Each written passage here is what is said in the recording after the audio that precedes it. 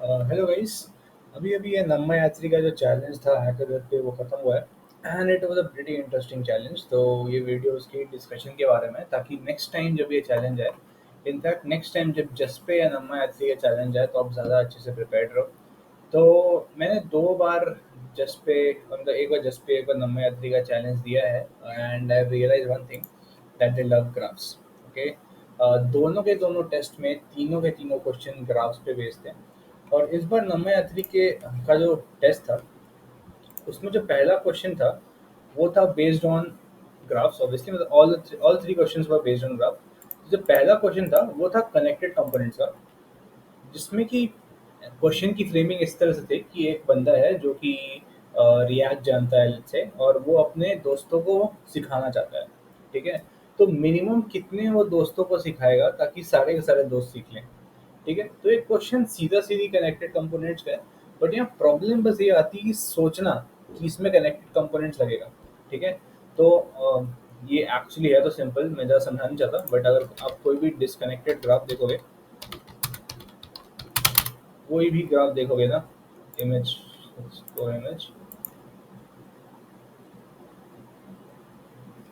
देख रहे हो, कोई भी ग्राफ देखोगे, फॉर इंस्टेंस ये, तो ये लेट्स से अज्यूम कर लो भाई कि ये फ्रेंड्स है।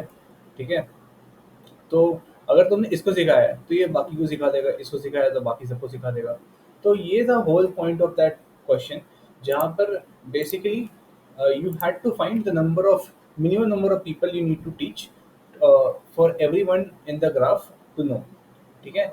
तो इसके लिए तुमको बस नंबर ऑफ कनेक्टेड कंपोनेंट्स निकालने चाहिए थे, जो कि इंटरनली डीएफएस पे बेस्ड होता है। तुमको बस डीएफएस चलाना होता है और काउंट करना पड़ता है कितने बार डीएफएस तुमने चलाया, so that the entire graph was covered. Okay, so that's the basic algorithm of this, and I think it was simple. अगर आपको ग्राफ आती है तो ये क्वेश्चन आपसे हो सकता है, अगर ये सोच लिया, ये समझ गए कि ये कनेक्टेड कंपोनेंट्स का क्वेश्चन था। तो सेकेंड क्वेश्चन भी सिमिलर ट्रैक पे बेस्ड था, जहाँ पर स्टोरी लाइन एक बताई गई थी कि एक बंदा है, उसको अपने दोस्तों को रिएक्ट सिखाना है, राइट, और वो कितने मिनिमम टाइम में सबको सिखा सकता है। तो अगेन ये क्वेश्चन दिस तरह एल्गोरिथम का था, जहाँ पर starting at the person who knows react, जो वो सोर्स बन जाएगा। ठीक है। आपको सबका डिस्टेंस निकालना है, हर एक नोड का डिस्टेंस निकाल लेना है। ठीक है। और लेट्स से नोड डी है, ठीक है, जिसका सबसे ज़्यादा डिस्टेंस आया जो कि था 4। तो 4 घंटे में फॉर एग्जांपल सब के सब सीख जाएंगे। Okay, so the answer is going to be 4। So that was the basis of this second question, which was just based on this algorithm. And third question was a bit tricky for me, and इसको मैं किसी में डाल नहीं पाया। तो framing ऐसी थी कि आपको क्या अगर करना है कि आपको नोड्स को डिस्कनेक्ट करना है। ठीक है। आपको एक सेट ऑफ नोड्स दिए हुए हैं, एक सेट दिया हुआ है नोड्स का।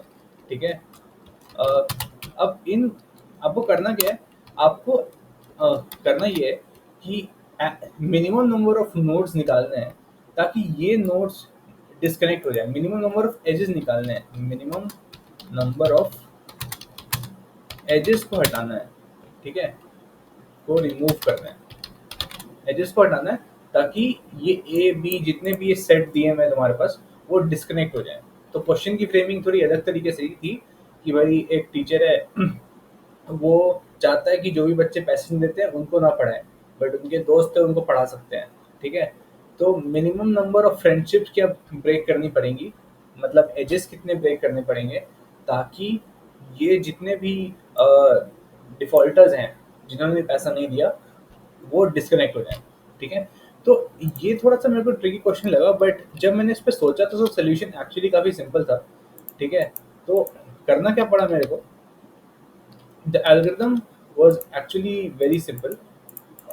Just a second. ठीक है। तो इसमें करा क्या मैंने, मैंने सिंपली एक एज, मेरे पास एक एज लिस्ट था। ठीक है। एज लिस्ट तो ऑलरेडी गिवन था, इसको बस सिंपली लूप करा। ठीक है, इस पर आइटरेट करा। Sorry man. ओके।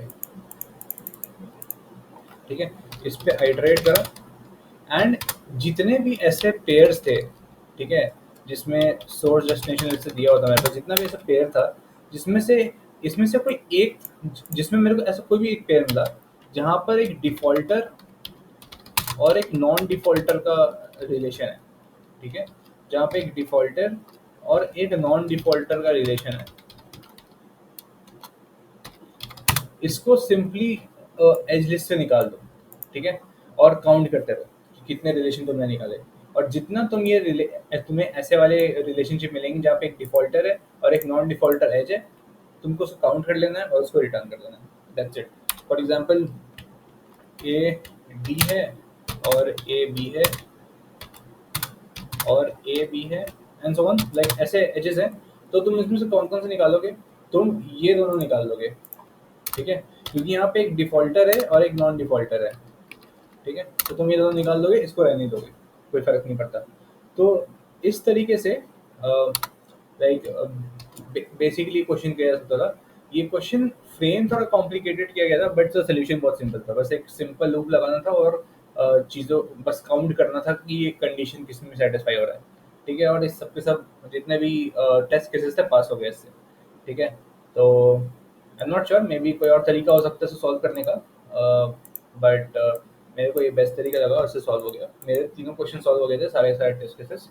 तो तुम कमेंट में नीचे बता सकते हो यार तुम्हारा कैसा गया। And yes, for any test for just पे एंड नमायात्री, remember graphs are extremely important, ठीक है?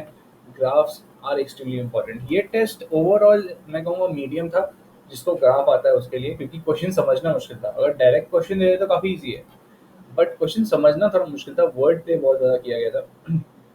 लेकिन जिसको ग्राफ नहीं आता उसके लिए क्वेश्चंस बहुत टफ होंगे। तो ग्राफ्स ज़रूर कर लेना अगर तुम कभी भी नमयात्री या जस्ट पे का टेस्ट दो तो, ठीक है? एंड प्रैक्टिस सम क्वेश्चन जिसमें बहुत ज़्यादा वर्ड गेम खेला गया तुम्हारे साथ। Okay, so that's it. Thank you.